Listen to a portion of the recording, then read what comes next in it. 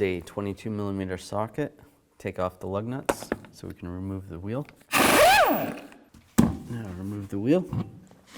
So I'm going to use some pliers at the top of the sway bar link right there. And then underneath, I'm going to use a 14mm socket and just take the link out.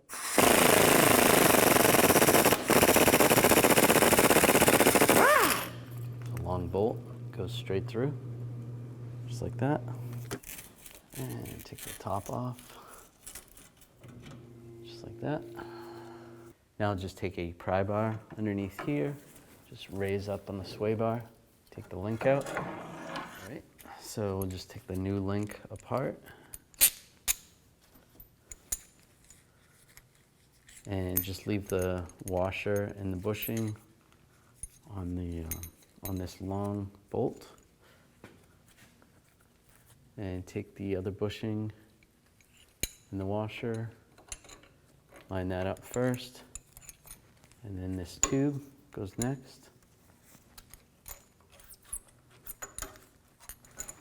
Slide that bolt through, and then another washer and the bushing. Line this up. And slide the bushing and the washer. Pry down on the bar, and then it would help if you had someone to help you out to pry this while you're holding this and getting the nut started. All right, that's good. And then use a 14mm wrench for the nut and a 14mm socket and tighten this down. And then you want to torque this to 89 inch-pounds. Make sure you're on inch-pounds, not foot-pounds.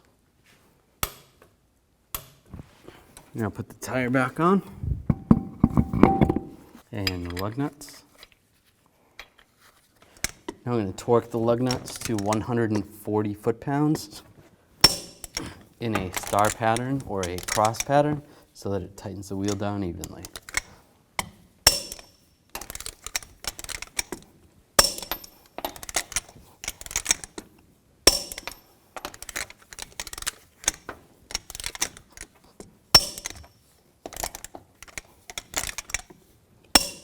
And just go around again, double check.